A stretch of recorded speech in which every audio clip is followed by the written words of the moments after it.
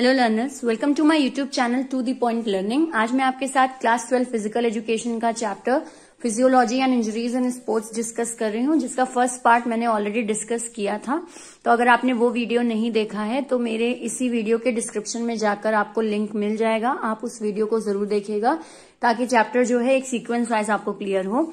Last video में मैंने आपको बताया था कि कौन कौन से फिजियोलॉजिकल फैक्टर्स होते हैं जो कि स्ट्रेंथ को डिफाइन करते हैं, यानी स्ट्रेंथ वगैरह अगर हमारी शरीर में बन रही है, स्ट्रेंथ इंप्रूव हो रही है, तो कौन कौन से फैक्टर्स होते हैं जो उसके पीछे वर्कआउट करते हैं।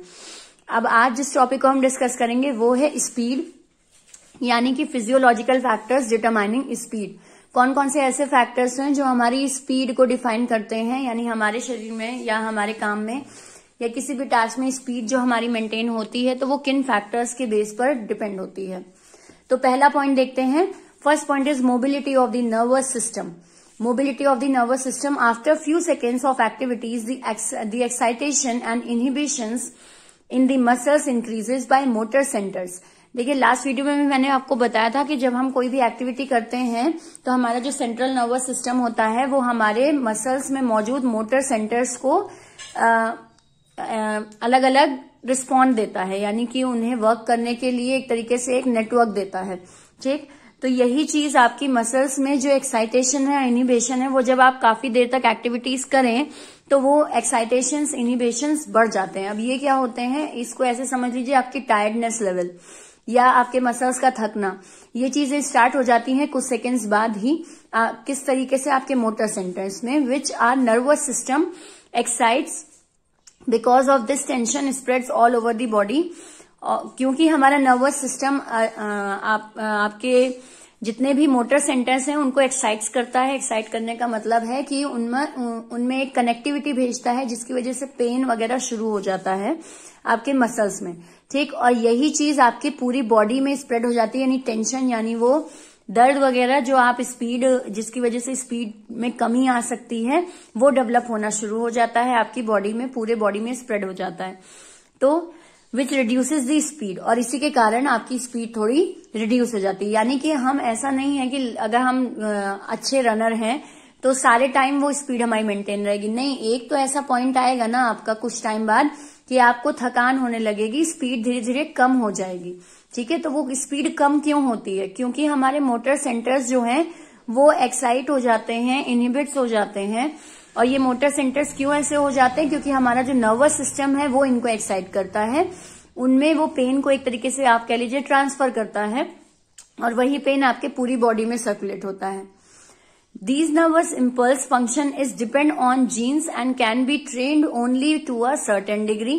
और ये जो हमारे नर्व इम्पल्स होते हैं जो कि मोटर सेंटर्स को रिस्पॉन्स भेजते हैं, ये नर्व इम्पल्स हमारे जेनेटिक होते हैं, जीन्स पे डिपेंड होते हैं। हमारे एक्सरसाइज या वर्कआउट से इनको इंक्रीज नहीं किया जा सकता, केवल सर्टेन डिग्री तक ही ये ट्रेनिंग वगैरह से इम्प्रूव हो सकते हैं, अदरवाइज ये जीन्स पे डिपेंड होते हैं।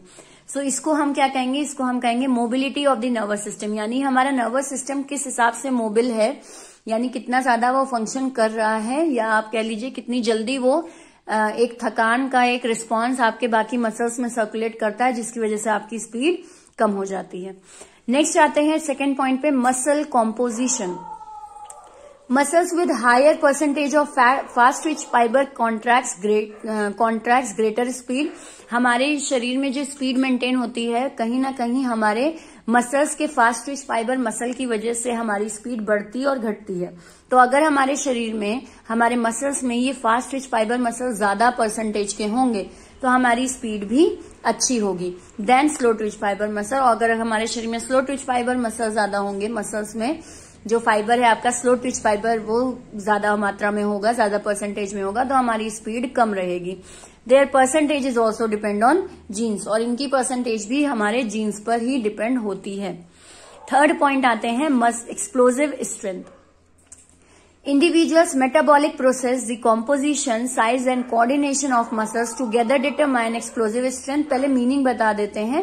एक्सप्लोजिव स्ट्रेंथ का मतलब होता है एकदम से कहीं किसी चीज पर आप अपना जोर लगा रहे हैं एक्सप्लोजिव वे में। ठीक है, जैसे आपका बॉम्ब ब्लास्ट होता है तो वो एक्सप्लोसिव वे में होता है, राइट।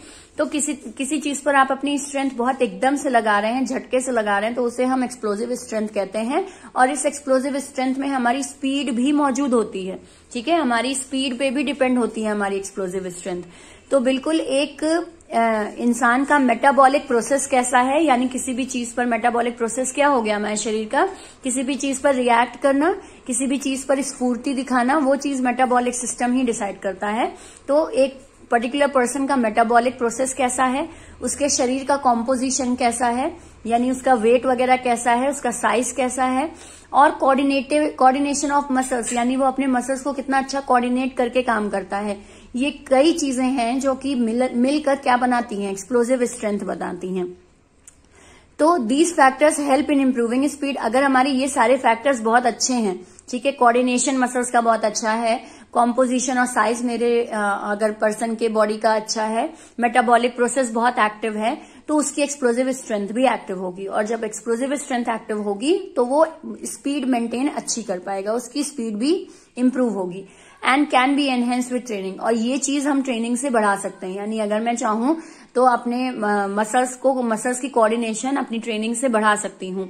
अपना मेटाबॉलिक सिस्टम हम with the help of training and workout वगैरह, डाइट वगैरह, इस सबके बल पे हम मेटाबॉलिक प्रोसेस को अच्छा कर सकते हैं। तो यानी ये कोई जेनेटिक फैक्टर्स नहीं है, हम with the help of training इनको इम्प्रूव कर सकते हैं।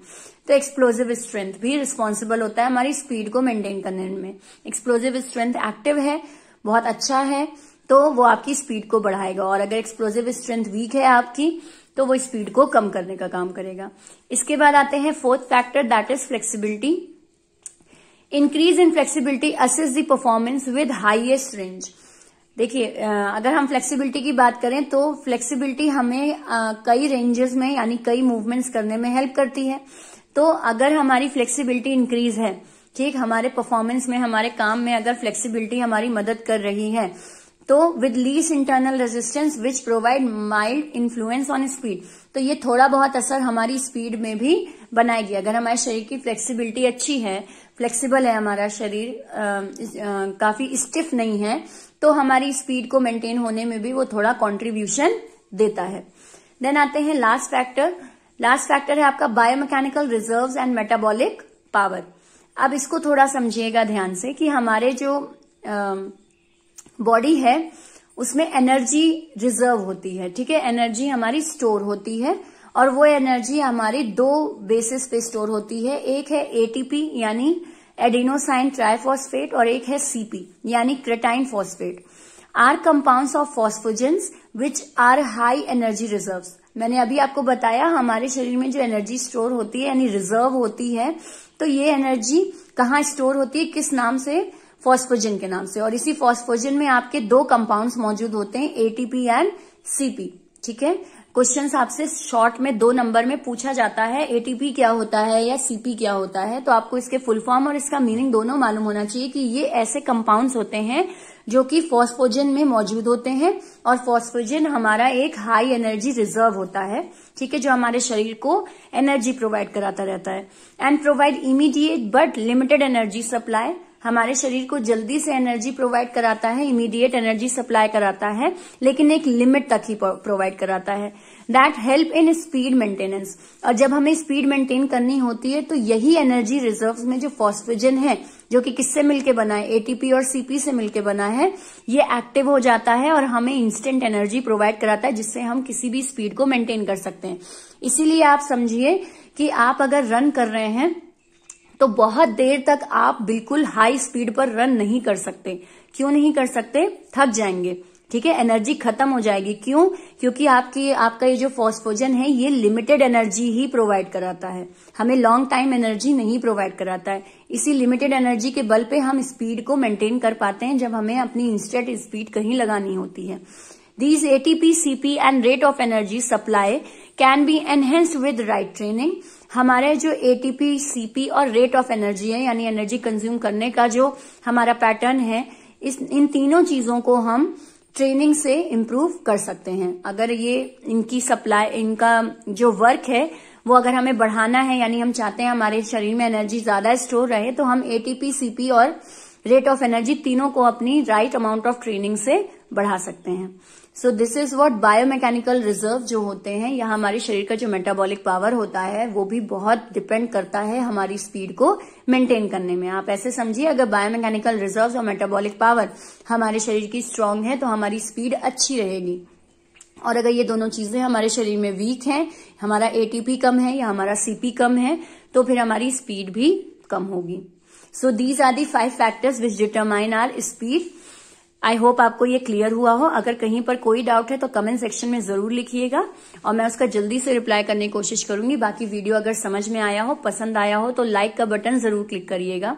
बाकी चैनल को सब्सक्राइब कर लीजिए, बेल आइकन पे जरूर क्लिक कीजिए, क्योंकि यहाँ पे आपको फिजिकल एजुकेशन से रिलेटेड सारे चैप्टर्स के नोट्स, वीडियोज और स्मॉल एक्सप्लेनेशन आराम से मिल जाएगा। क्वेश्चंस भी प्रैक्टिस कराती हूँ, तो ये सारे कंटेंट्स आपको मेरे इस चैनल पे मिलेंगे। तो चैनल को सब्सक्राइब और बेल आइकन पे जरूर क्लिक करिएगा। Thank you and have a nice day.